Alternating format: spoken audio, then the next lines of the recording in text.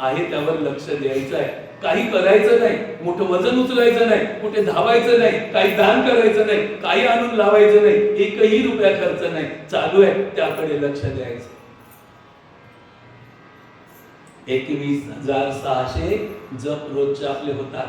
संत रामदास महाराजांनी दासबोधामध्ये सांगितलंय 21,600 जपा नेमून गेली ती अजपा विचार पाहता सोपा सकळ काही मुखी नाशिकी अशी जे प्राणी तयास अखंड येणे जाणे याचा विचार पाहणे सूक्ष्म दृष्टीने विचार केला ते आकलन होण्यासारखं आहे आणि जड दृष्टीने विचार केला ते विस्मरण होण्यासारखं आहे. म्हणून बघा दिवसभरातून आपण रात्री झोपेपर्यंत सगळ्या वस्तूंवर लक्ष असते.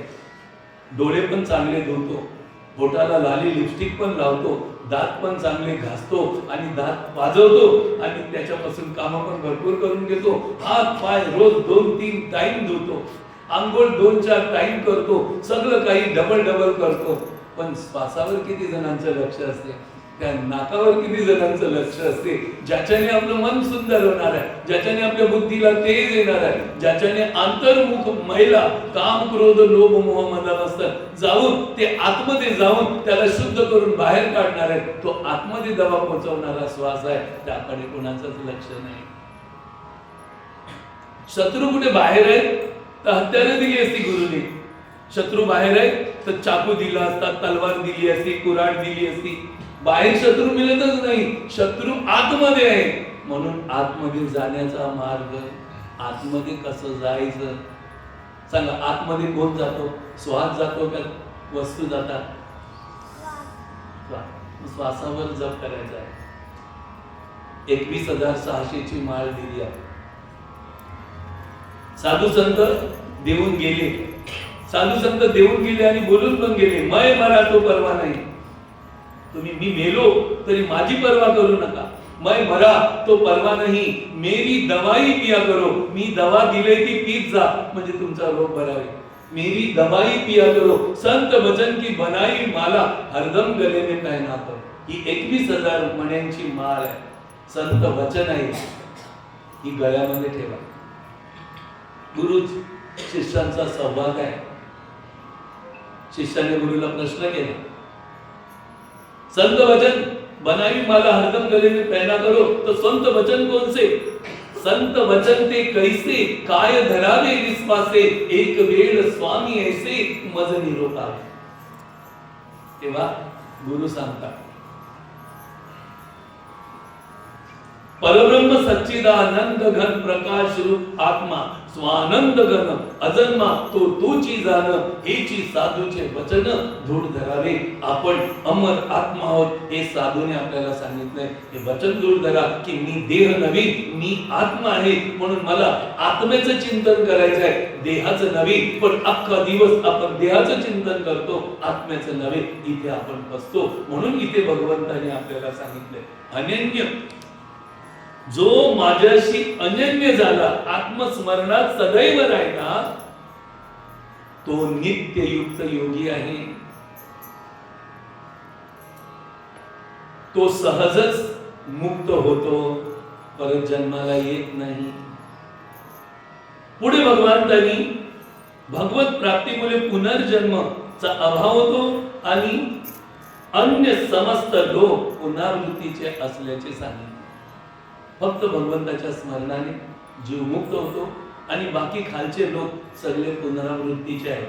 म्हणून त्याच्यामध्ये भगवान श्रीकृष्ण असे म्हणतात मामुपेत्य पुनर्जन्म दुःखालयम शाश्वतम नाप्नुवन्ति महात्मानः संसिद्धी परमां गतः. भगवान सांगतात की परम सिद्धी मिळविलेल्या महात्मे एकदा मला प्राप्त झाल्यावर दुःखाचे आगर, हा दुःखाचा सागर असलेला क्षणभंगूर, त्यामध्ये ते परत जन्माला येत नाही जे भगवंताला प्राप्त झाले. आता प्रश्न असा उद्भवतो की तुम्ही आणि भगवंताला प्राप्त करण्यासाठी आलो. वास्तविक 84 लाख जन्म आहे आणि त्या जन्मामध्ये मनुष्य जन्म हा खास करून 92 कोटी श्वासोश्वासाचा हे भगवत प्राप्तीसाठीच दिला देवा. पण तुम्ही आणि भगवंत प्राप्तीसाठी हा जन्म घेतलेला आहे हे न समजता आपण या संसार प्राप्त करायला, संसार सुख मिळवण्यासाठी आपण भगवत प्राप्ती न करण्यासाठी, इकडची मजा करण्यासाठी आहे. सांगा, मनुष्य जन्म कशासाठी आहे? तुम्ही सांगा. शिकायसाठी आहे, कॉलेजमध्ये जाऊन इंजिनियर, वकील, सायंटिस्ट बनण्यासाठी आहे, आणि मग मोठे बंगले, गाड्या घोड्या, नोकर चाकर घेऊन मस्त या संसाराची मज्जा करायची आहे, सुख भोगायची आहे. बरोबर आहे. आता कोणासाठी सुख? आता बरं, बंगला, गाड्या घोड्या, नोकर चाकर, धन दौलत, मान प्रतिष्ठा, ही कोणासाठी? आत्म्यासाठी की देहासाठी? मोठा प्रश्न आहे, उत्तर द्या. आत्म्यासाठी का देहासाठी? प्रश्नाचं उत्तर काय? देहासाठी. बरोबर ना? बंगला कोणासाठी? गाड्या कोणासाठी? धन दौलत, नोकर चाकर, मान प्रतिष्ठा, पद, चांगलं या संसाराचं सुख कोणासाठी? देहासाठी. पण 84 लक्ष जन्मातून भगवंताने तुला उपहार म्हणून देह दिला, त्या देहासाठी सुख भोगशील तर मग तुझ्यासाठी तू काय करशील? अरे तू अमर आत्मा आहेस, देवाचा सनातन अंश, ब्रह्म लोकातून तू आलास. तुला परत तुझ्या लोकात जाण्यासाठी, असलेली जन्म मृत्यूच्या चक्रातून तुला मुक्त होण्यासाठी भगवंतानी 84 लक्ष जन्मातून उपहार म्हणून, एक भेट म्हणून, अहेतुक दया आणि कृपा म्हणून मानव जन्म दिला होता. अरे मनुष्या, तू या मनुष्य देहात राहणारा परमेश्वराचा सनातन अंश आहे. तू तुझ्या स्वरूपाला विसरला, ती आठवण करण्यासाठी आणि परत तुझ्या लोकांमध्ये जाण्यासाठी तुला हा मानव जन्म दिला. हे जीवा, या मनुष्य जन्माचा सदुपयोग कर, दुरुपयोग नको करू. पण आता आपल्याला काय माहिती आहे सांगा? आपण सगळेजण आत्मा मानून जर जीवन जगता की देह मानून? तर वास्तविक मी सांगतो 99% देह मानून, 1% कुठेतरी रविवारी आल्यावर आत्मा आत्मा आत्मा. फक्त गुरु टोचन देतात तेव्हा आत्मा आत्मा आत्मा, नंतर परत देहात्मा देहात्मा देहात्मा, कामात्मा कामात्मा कामात्मा, दुःखात्मा दुःखात्मा दुःखात्मा, चिंतात्मा चिंतात्मा चिंतात्मा, शोकात्मा शोकात्मा शोकात्मा, बडबडात्मा बडबडात्मा, खातात्मा खातात्मा, याच्यामध्येच आपण फसलो.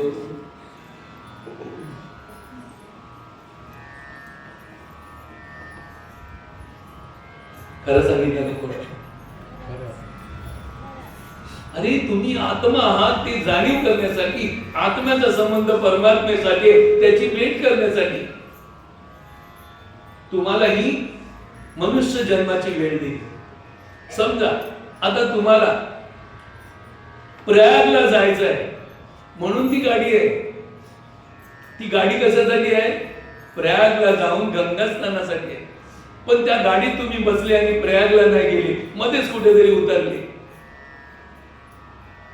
थांब अट जिलेबी मिळते, थांब अट सोना आहे, थांब अट बंगला आहे, थांब अटो एकरी जमीन आहे, थांब ऑटो असा मान आहे, थांब तिकडे असं आहे तिकडे तसं आहे, आणि या करगारात आपण अडकलो. आपण आलो कशाला? गाडी कशाला पकडणार आता 12 तारखेला? कुठे जायला? प्रयागला जाय. मग प्रयागला जायचं का मध्ये उतरायचं? सांगा बरं. मग प्रयागला जाण्याचा विचार करायचा.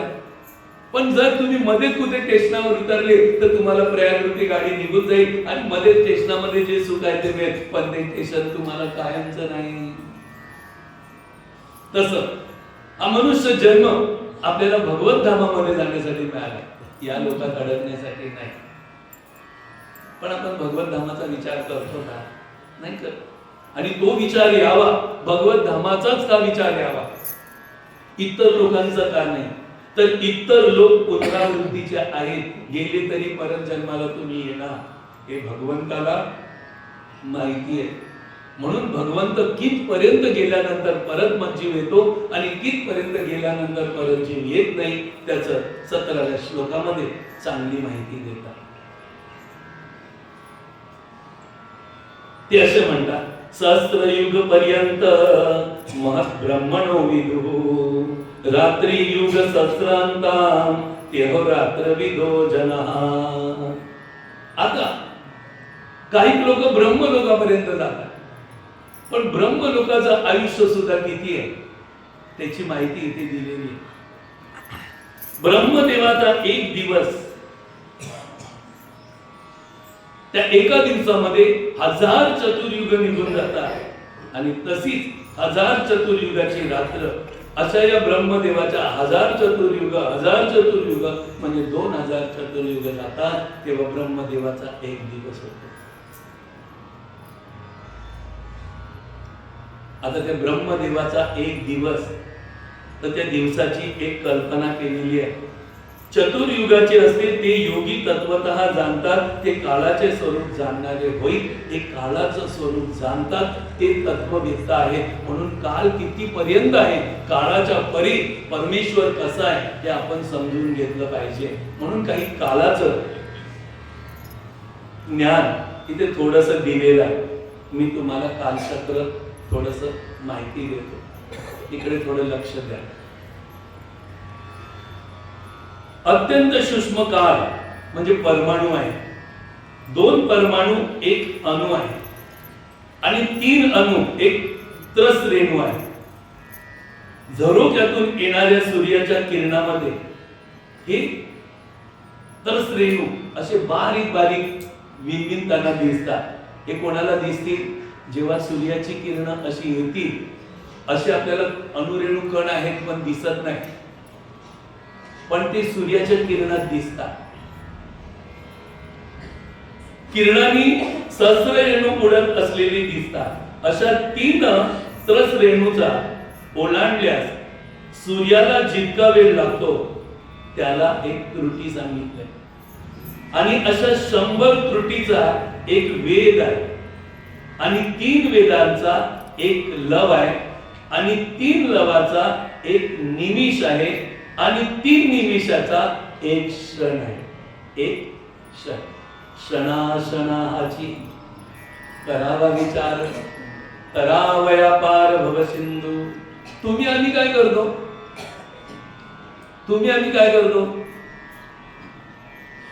त्या क्षणाचा पण विचार करत नाही. त्या क्षणाचा पण आपण विचार करत नाही.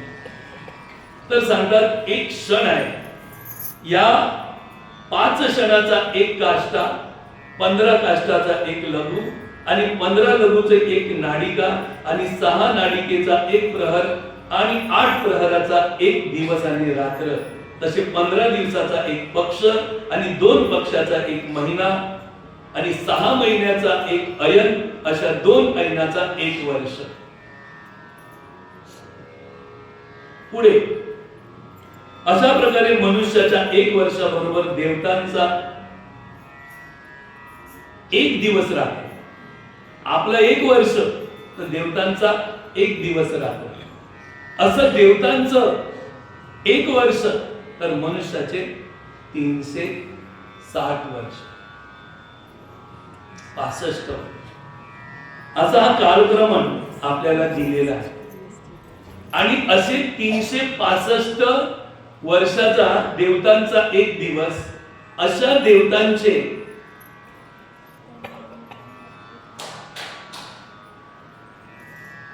सांगतात की अशा देवतांचे 100 दिवस, अशा देवतांचे 1000 वर्ष चतुर्युग, ब्रह्मदेवाचा एक दिवस. असे 1000 चतुर्युग ब्रह्मदेवाची एक. आणि अशा ब्रह्मदेवाच्या आयुष्याला 100 वर्षाने मोजले. तर ब्रह्मदेवाच्या एक दिवसाला एक कल्प सांगितलेला आहे. असे अनेक कल्प, वराह कल्प, हे कल्प, ते कल्प, असे कल्प सुरू आहे. आताचा कल्प,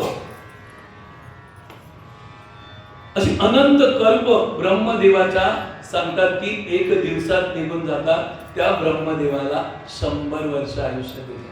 मग ब्रह्मलोकही नाही होत. त्या ब्रह्मलोकामध्ये जाणारा जीवात्मा परत जन्माला येतो. म्हणून इथे आपल्याला सांगितलेलं आहे की ब्रह्मदेवाच्या लोकापर्यंत 2 प्रकारची माणसं जातात. एक संसाराच्या सुखाची अभिलाषा करून दिव्य लोक मला पाहिजे, त्या दिव्य लोकात जाऊन मी सुखी होईल, मला तिकडचं सुख पाहिजे, अशा भावनेने जाणारी लोक, ज्यांची पुण्याई सांगता 100 यज्ञ केले तर स्वर्गापर्यंत गती आहे, पण ब्रह्मलोकापर्यंत गतीला अद्याप मोठी पुण्याई लागते आणि ते ब्रह्मलोकात जातात आणि ते ब्रह्मलोकात तिथपर्यंत राहतात जिथपर्यंत त्या ब्रह्मलोकाची वस्ती आहे.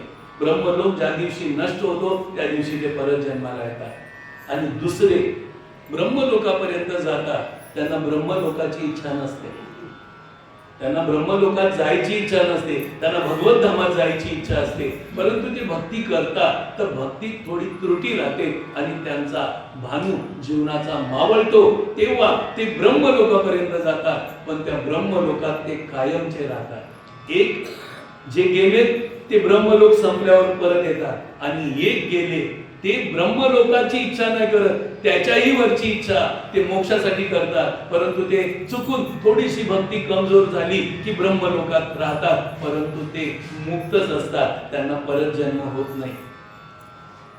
ब्रह्मलोक परत जन्माला झाला तरी ते तिथेच राहतात, तिथून त्यांची इच्छा झाली तर देव बनून मग इकडे येतात. जसे सदानंद महाराज आहेत, त्यांना मोक्ष मिळवण्याची मोक्षाची साधना त्यांनी केलेलीच आहे, मग ते इकडे येऊन साधना करतात, मोक्ष मिळवतात, अनेकांना मोक्षाचा मार्ग शिकवतात, वगैरे वगैरे असं भरपूर तत्वज्ञान याच्यामध्ये सांगितलेलं आहे. तरी सुद्धा आपण संसार जो करतो त्या संसारामध्ये 2 गोष्टी एक महत्वाच्या आहेत. आपण संसार करताना हा संसार माझा नाही आणि मी संसार करण्यासाठी जन्मलो नाही, मी या संसारामध्ये परमार्थ प्राप्तीसाठी आलो. पण काही लोक काय करतात की या संसारातच, या संसारालाच मोठं मानतात, संसारापेक्षा मोठं दुसरं काहीच नाही. त्यांना मग भगवंताचं नाम मुखात येत नाही किंवा भगवंताचं कार्य करावं अशी इच्छा होत नाही. भगवंताचं कार्य सुद्धा आता सत्संगामध्ये यायला सुद्धा पूर्वपुण्याई लागते, भगवंताचं नामस्मरण करायला सुद्धा पूर्वपुण्याई लागते. ज्यांची पूर्वपुण्याई नसेल त्यांची हालत एका कंजूस माणसासारखी होते. म्हणे महाराज कंजूस माणसासारखी होते, आम्ही अख्खा कंजूस, तुम्ही नाही, हे कंजूस माणसं त्यांच्यासारखे, ते खाली संसारासाठीच जगतात आणि पैसे इतके कडेकोट वापरतात, 1 रुपया जरी वाममार्गाला खर्च झाला तरी त्यांना चिंता लागते. अशी माणसं, 1 मिनिट सुद्धा देवाला गेला, अर्धा तास तरी देवाला गेला की त्यांना फार मोठं वाटतं, ते बसतच नाही त्याच्यामध्ये. अरे अटकट भरत, तट जाईन तर 2 पैसे मिळते, अट काय मिळणार आहे. काही लोकांची अशी वृत्ती आहे. असं एक दृष्टांत देतो, सांगतात एक पक्का भला मोठा पैशावर प्रभावी झालेला कंजूस माणूस होता. घरात 1 रुपया सुद्धा वापरताना विचार करायचा. एक दिवशी आजारी पडला, बेशुद्धच झाला, हालचालीच येत नव्हती, डोळ्यांनी दिसत होतं, सगळं काही समजत होतं, पण चालता फिरता उठता बसता येत नव्हतं. पोरं पण कंटाळलेली.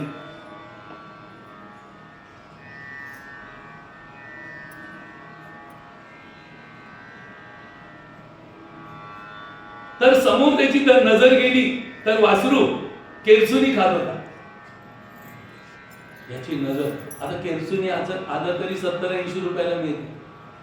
70-80 रुपये माहिती आहे ना, 60-70 रुपयाला झाडू मिळतो. अरे ती केरसुनी फुकट जाईल म्हणून पोरांना के के तू के के के तू के के तू. पोरांना वाटलं बरं झालं, बाबा आता बोलायला बघतात. म्हणजे वासरू वा वा करतो, वाके वाके करतो, वाके करतो. म्हणजे वासुदेव केशव, वासुदेव केशव असं नाव याला देवाचं घ्यायचंय जाता जाता. म्हणून एक पोरगा चांगला होता, त्याने स्पेशालिस्ट डॉक्टरला बोलवलं. त्या काळी स्पेशालिस्ट डॉक्टर जेव्हा घरी येतो तेव्हा फी मोठी भरावी लागते. चांगला डोस त्याला देऊन टाकला, पॉवर ला 100 रुपये घेतले आणि गेला. त्या काळाचे 100 रुपये आजचे 10,000. गेला. हा जरा बरा झाला, थोडा बरा झाला, तरतरीत झाला. अरे पोरांनो, काय ते वासरू केरसूनी खाते, तुमचं लक्ष नाही का? आणि त्या डॉक्टरला कशाला बोलवलं, किती पैसे दिले त्याला? आता देव पोरांना वाटलं का वासुदेव केशव असं बोलतोय म्हणून त्यांनी बरं केलं तरी पण याचं देवाचं नाव नाही कोणतात, याचं केरसूनी म्हणजे त्या झाडूवर लक्ष. आणि परत पोरांना विचारतो, आणि किती पैसे दिले त्याला? पैसे एवढे जास्त झाले का? आता तेवढे पैसे, किती पैसे दिले? सांगितलं 100 रुपये. आणि 100 रुपयात माझी तू उत्तरक्रिया झाली असती. अरे तू मेल्यावर तुला पैशाची पण चिंता. मनुष्य अशी माणसं मरतात तरी पैशांवर लक्ष असते. ते देव लोकांना जातात, परत भूलोकात येतात आणि परत जन्मतात. त्यातलेच तुम्ही आम्ही होतो. आता कुठेतरी, आतापर्यंत आहोत, पण आता कुठेतरी आपण पालटू शकतो जर ज्ञान घेतलं तर. म्हणून संसाराची चिंता जो करतो तो परत संसारात जन्माला येतो. असा ब्रह्मलोकापर्यंत सांगणारा हा जो आपल्याला श्लोक होता, तो श्लोक फार सुंदर होता. तो माहिती करण्यासाठी आपल्याला दृढ श्रद्धेची गरज आहे, भावभक्तीची गरज आहे. जे आपण श्रवण करतो त्याच्यावर पूर्ण श्रद्धा ठेवा. जे आपण ऐकतो त्याच्यावर पूर्ण श्रद्धा ठेवा. त्या सत्संगावर श्रद्धा ठेवा, त्या भगवत वाणीवर श्रद्धा ठेवा, आणि त्याच्यापासून आपला फायदा होतो हे ठेवा. श्रद्धा जिथे बसली ना तिथे भगवंत त्याला प्राप्त झाला. फक्त श्रद्धा. आणि ती श्रद्धा कुठे तयार होते? बाहेर नाही, आपल्या देहातच सर्व पीक येतं. श्रद्धा, वैराग्य, विवेक, ज्ञान, आपुलकी, दया, क्षमा, शांती, औदार्य, धैर्य, साहस, बल, भक्ती, असे अनेक गुण आपल्या शरीरात तयार होतात. जसं दुधामध्ये तूप तयार होते, शेतीमध्ये धान तयार होते, तसं या शरीरामध्ये दिव्य गुण तयार होतात. म्हणून या शरीराचा सदुपयोग करून आपल्या शरीरातून दिव्य गुण तयार करा. दुर्गुण तयार करू नका. दुर्गुण तयार व्हाल तर आपलं नुकसान होते. सद्गुण तयार होते तर आपलं लक्षात ठेवा. आणि घरच्या तुम्ही जवान पोरं आहेत, ही जवान पोरांची मित्र असतात. मित्रांना सूचना द्या. लक्षात आलं? तंबाखू खाऊ नका, दारू पिऊ नका, बिडी सिगारेट पिऊ नका, जुगार खेळू नका. याचा भयानक परिणाम या संसारात पण भोगावा लागतो आणि तिकडे सुद्धा. माहितीये, असे तंबाखू खातात, पक्के चांगले असे ठेवतात, त्यांना तिथे तापलेली गरम वाळू लाल भडक अशी तोंडात ठेवायला देतात. बोला, तंबाखू खाल, तापलेली वाळू ठेवा. जे दारू पितात त्यांना तिकडे गरम गरम दारू, उकडलेलं तेल पियायला लावतात. पिया दारू तुम्ही तर नाही, पण या लोकांनी सावध राहा. पार्ट्या वगैरे करू नका, नाहीतर तुमच्याच पार्ट्या तिकडे होती. जसं तुम्ही कोंबडी बकरी कापता, तेच बकरी आणि कोंबडी नंतर तुम्ही बनणार. म्हणून कोणावर मज्जा करू नका, नंतर सजा भोगावी लागेल. सजा भोगा कोणासाठी? तर पुढे मजा. लक्षात आलं का? तर ज्ञान काय आहे ते आपल्याला समजवतात, ते आपण समजून घेतलं पाहिजे. तर सांगायचं तात्पर्य, श्रद्धावान लभते ज्ञानम. म्हणून श्रद्धा माणसाने कर, श्रद्धा हर एक माणसामध्ये पाहिजे. तुला श्रद्धेत एक छोटीशी एक कथा सांगतो आणि माझं प्रकरण समाप्त करतो. लवकर सोडणार का? लवकर सोडणार. थोडी भूमिका तीर्थक्षेत्राची सांगायची. सांगतात की एका गावामध्ये 2-3 वर्ष पाऊसच नाही पडला. जे काही जुनं पाणी तलावाचं धरणाचं होतं वापरून लोक त्राहिमाम करायला लागले. मग आता सगळी लोक एकत्रित जमली. म्हणे काय करायचं? तर चला गावच्या बाहेर देव आहे, त्या देवाला जाऊन प्रार्थना करू का देव पाऊस पाडेल. तर सगळे जण गावाच्या बाहेर, जसं हे पण मंदिर गावाच्या बाहेर होतं, आता हे बंद म्हणून गावात झालं, नाही तर पहिला गावाच्या बाहेरच मंदिर होतं. तर ते गावाच्या बाहेर मंदिर होतं. गावकऱ्यांनी मिटिंग घेतली आणि सगळी प्रार्थनेला आली. तर त्याच्यात एक छोटासा पोरगा छत्री घेऊन आणि पायात चपला, बूट घालून, पावसाळ्यात बूट वापरतो ना, तर बूट घालून निघाला आणि मस्त ऐटीत चालतोय. तर लोक सांगतात, काय रे काय छत्री घेऊन कुठे चालला? म्हणे आपण प्रार्थना करायला चाललो ना. हा प्रार्थना करायला चाललो. कशासाठी? देवाला पाऊस पाडायसाठी ना. मग पाऊस आल्यावर मी भिजेन नाही का म्हणून छत्री घेत नाही. आणि चप्पल बूट कसं, मग चिखल नाही का होईल मग मला बूट घालायचे. लोक त्याच्यावर संशय करायला लागले. वास्तविक श्रद्धा कोणाकडे होती की प्रार्थना केल्यावर पाऊस पडेल त्याच्या मुलाचा, म्हणून त्याने छत्री वगैरे घेतली. कोणी छत्री घेतली नाही, चपला घेतल्या नाही, गेले प्रार्थनेला. त्या मुलाला हसत होते. आणि जेव्हा प्रार्थना पूर्ण झाली तेव्हा धो धो धो धो पाऊस पडायला लागला. त्याच्या पोराच्या छत्रीत लोक आली. सगळीकडे चिखल झाला. हा मस्तपैकी बूट घालून गेलो. म्हणजे वास्तविक काय, जी आपण प्रार्थना करतो त्या देव आपल्यावर कृपेचा वर्षाव, गतीचा वर्षाव करतोय, कल्याणाचा वर्षाव करतोय. ही श्रद्धा हृदयात पाहिजे आणि साधना पाहिजे, त्याचं ते कल्याण होणार. श्रद्धावान लभते ज्ञान. जसं आता आपण तीर्थाला चाललो तर पक्क आपली गंगा माता आपली पाप धुलून टाकणार. आपलंच नाही, आपल्या पूर्वजांचं पण, त्यांना सुद्धा चांगली गती देणार. हा पक्का भाव ठेवून तीर्थाला चला. राहा. बोला.